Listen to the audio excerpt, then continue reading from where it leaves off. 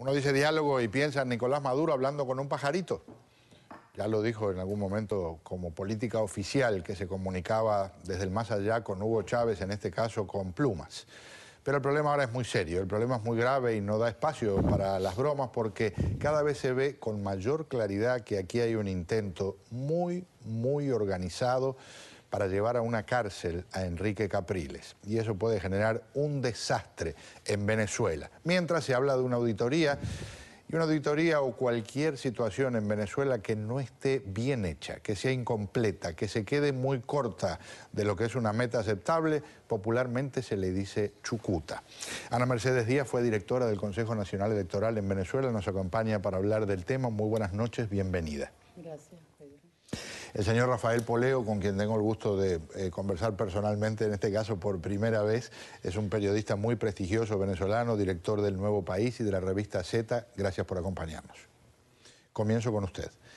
¿Qué le parece, primero, lo que está pasando ahora con el hermano de Hugo Chávez? Me parece que hay un símbolo muy poderoso en que a tan poco tiempo de que haya muerto el Hugo Chávez, ya estén desplazando a un hermano de un puesto importante. Bueno, hay una pugna en el poder porque hay tres grupos burocráticos o tres grupos de intereses.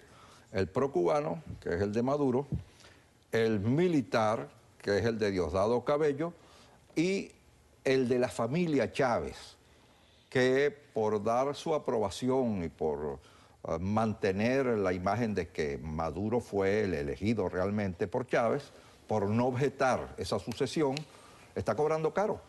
Y, por supuesto, ante cualquier deficiencia justificable, como es el desastre en el suministro, en la producción y suministro de energía eléctrica, pues uno de los otros dos grupos se ponen de acuerdo para sacar al burócrata del tercero, al que está fallando.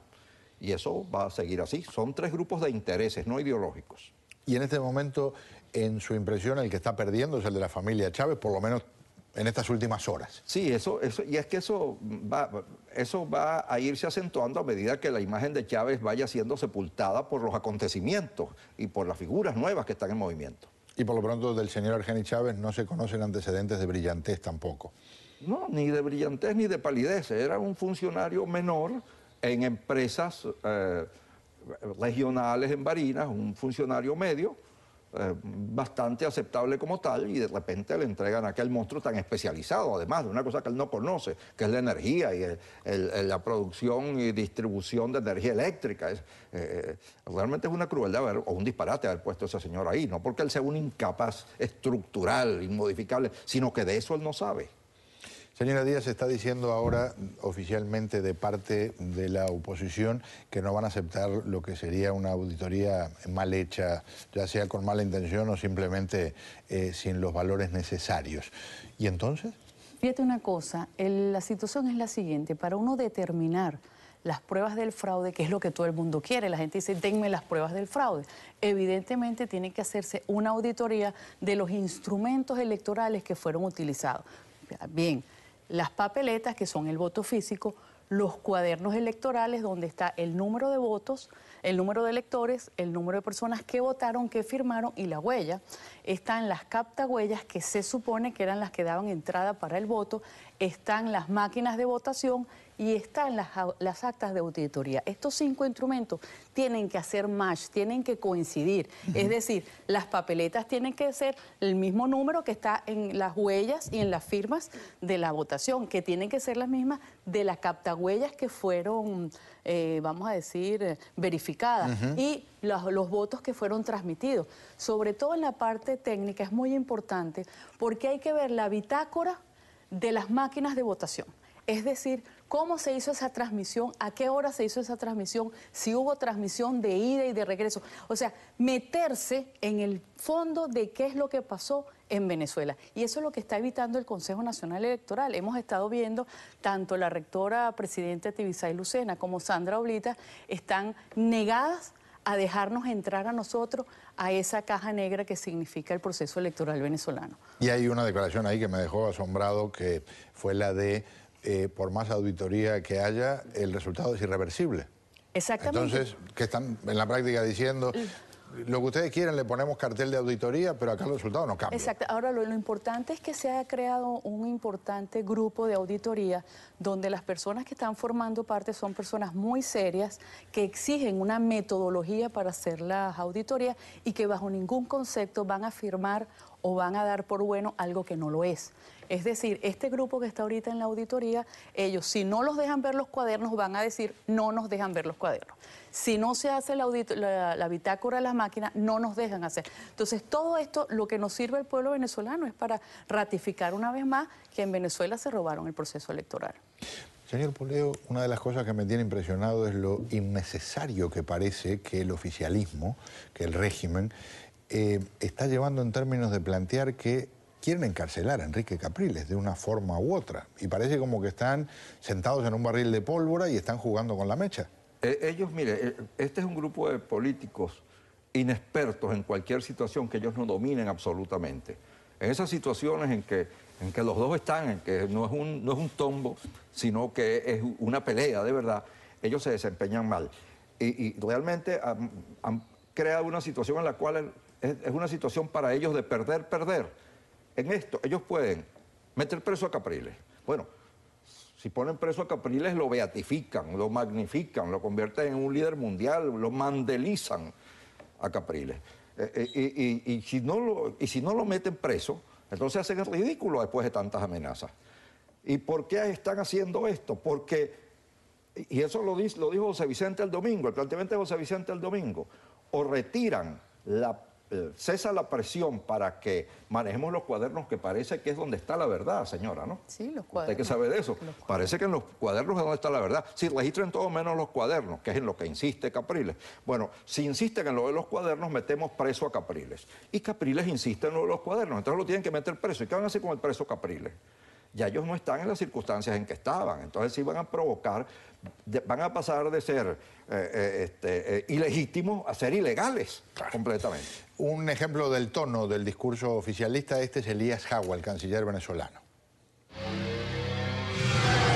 Sería mejor un gobierno para nuestro pueblo, como lo soñó, como lo quería el comandante Hugo Chávez. Como lo quería el comandante Hugo Chávez. Nosotros no vamos a seguir perdiendo el tiempo con los fascistas. Nosotros vamos a trabajar, a gobernar. Vamos a la calle a gobernar, a trabajar. Allá ellos con su odio y su locura. Esto de ahora se han transformado ellos en el movimiento antifascista y resulta que casi todas las cosas que están haciendo parece una copia al carbónico de lo que hacían los fascistas. Son típicamente fascistas. Ellos son típicamente fascistas. Y este Jagua es del sector realmente extremista dentro del oficialismo, porque es un hombre, un fundamentalista islámico, que hay unos cuantos dentro del oficialismo venezolano. Por eso le dicen el talibán, ¿verdad? Allá le dicen los talibanes. Los talibanes, exactamente. A esta facción. ¿Quiénes integran a nivel nacional que usted considere podrían ser considerados imparciales la nómina de quienes puedan participar en la supervisión de una auditoría, que no sean del régimen y que no sean de la oposición? ¿Existe esa posibilidad real? Hay profesionales muy serios. Precisamente está la gente de SDATA. SDATA es una organización que durante muchísimos años tiene la base de datos de todos los procesos electorales venezolanos, pero la importancia de ellos es que pueden ser imparciales, porque aquí el trabajo es el gobierno pone a alguien, la oposición pone a alguien y ambos revisan. Entonces, esa es la idea de cómo se va a revisar. O sea, cada quien pone su representante y ahí se revisa. Sí, eso no se necesita, vamos a decir, que sea alguien imparcial. Lo que se necesita es que haya dos personas, cada quien representando a la parte que va a representar y hacerlo bien. Eso es lo que hace falta, que se sienten con un protocolo de revisión, esto es lo que se va a revisar, esto es lo que va a hacer, y que entonces se sepa realmente qué es lo que nos van a dejar auditar, si, como decimos, nos van a dejar auditar los cuadernos o no, si vamos a tener acceso a las bitácoras de las máquinas, que es sumamente importante, si nos van a dejar entrar a las captahuellas. Supuestamente ese es el sistema más perfecto que existe. Bueno, vamos a ver qué tan perfecto es, vamos a auditarte y vamos a determinar si es cierto que es el mejor sistema del mundo. En un tema tan serio no puedo resistir la tentación de un paréntesis de quitarnos la ropa. Bueno, no nosotros, la ministra de Deportes, la señora Sandra Benítez, que ha sido nombrada para integrar el gabinete venezolano y que ha posado de una forma muy poco ministerial, por cierto. Déjame mirar de todos modos. Alejandra Benítez, que ya le puse Sandra. A ver si la vemos. Ese soy yo, por cierto, está confirmado. Pero vamos a buscar en un momentito porque ella es una esgrimista de gran competencia, por cierto, alguien que participó en varios Juegos Olímpicos. Y aquí está en distintas poses que no fueron, por cierto, captadas clandestinamente. Como se ve, ella está muy entusiasmada. Esta es la más liviana de todas. La primera no le permitió ganar medalla de oro olímpica, pero sí mucha gente tratando de revisar en la internet. Por lo que se destaca, no es necesariamente... Mira, aquí con LeBron James, por cierto, en una de las Olimpiadas. Hoy les pido, por favor, si no se enojan conmigo, un breve comentario de lo que piensan que una integrante del gabinete pose de esta forma. Mira, yo creo que este es símbolo de la decadencia en la que está Venezuela en materia de gobernante. Si tú te pones a ver qué personaje está ocupando qué puesto, pareciera que no podríamos estar peor de lo que estamos. O sea, para mí es un símbolo de la decadencia del gobierno que está ahorita en Venezuela. Un gobierno oclocrático, no digo que sea exactamente el caso de esta señora, cuyas calificaciones para ser ministra no las conozco, pero pudieran existir, pero en términos generales es un gobierno de los ignorantes, un gobierno oclocrático, y porque Hugo Chávez no conocía a nadie, un teniente coronel no conoce a nadie, y Hugo Chávez llegó al poder y todo el que se le... Oye, ¿tú qué sabes hacer? Bueno, tú eres ministro de tal cosa, y así se fue constituyendo un gobierno, si así puede llamársele, y eso es lo que hay. Hay una anécdota de la época del comienzo de la revolución en Cuba que dicen que Fidel Castro preguntó, necesitamos un buen economista, y el Che Guevara levantó la mano y terminó de presidente del Banco Central, y él había entendido un buen comunista. Y parece que en el caso venezolano... Entonces, no fue que engañó premeditadamente. No, parece que un problema de sordera temporal. Y uno de los dibujitos animados que ahora están distribuyendo para seguir idolatrando la figura de Hugo Chávez y generar sonrisas a nivel internacional. Este es un ejemplo. El pueblo unido por esa fuerza indestructible de la conciencia. Venezuela independiente. El diablo está en casa, pues. Huele a azufre todavía. Eres un burro, Mr. Danger. Imperio Yankee, go home. ¡Dios mío!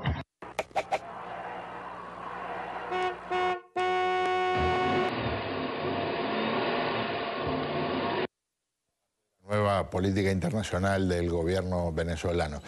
Es tragicómico, ¿no? Porque es inevitable una sonrisa con estas cosas, pero al mismo tiempo los mensajes que surgen, cuando quieren decir cosas en serio, parece que están hablando en broma. Y cuando quieren hacer una broma, no tiene mucho sentido del humor.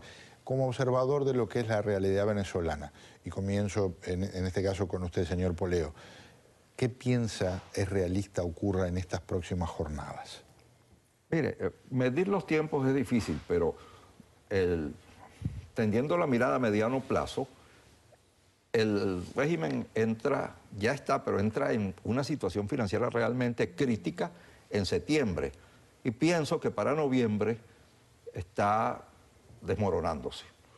En Venezuela, históricamente, cuando se ha acabado el dinero, termina el régimen, cae el gobierno y termina el régimen. Así fue con la República Conservadora con que comenzamos, así ocurrió con el Gran Partido Liberal Amarillo que gobernó durante décadas, con el gomecismo que se prolongó hasta el gobierno de Medina, entonces el gomecismo terminó en 1945, con el gobierno de Pérez Jiménez que parecía muy sólido, pero se le acabó el dinero, por eso cayó Pérez Jiménez, nada de que pueblo y ejército. Cuando se acaba el dinero, y la Cuarta República, así llamada, la que fue de Betancur y León y Caldera, simplemente se le acabó el dinero, el petróleo a $9, a $9, a $9, llegó el momento en que no había, porque Venezuela es un país subsidiado, y este régimen es más subsidiador que ninguno. Este régimen depende de sobornar a los generales y al pueblo, de manera que cuando se le acabe el dinero para hacerlo, se muere para quienes eran los sobornados, se murió arriesgado por quien éramos compadres, que era el billete.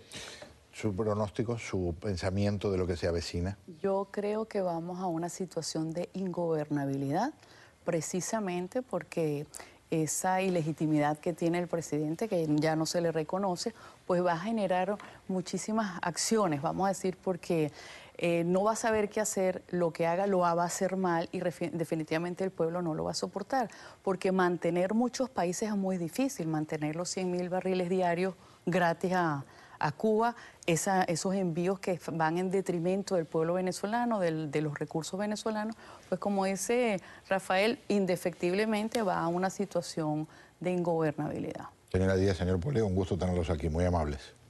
Muchas gracias. Vamos a un paréntesis, al regresar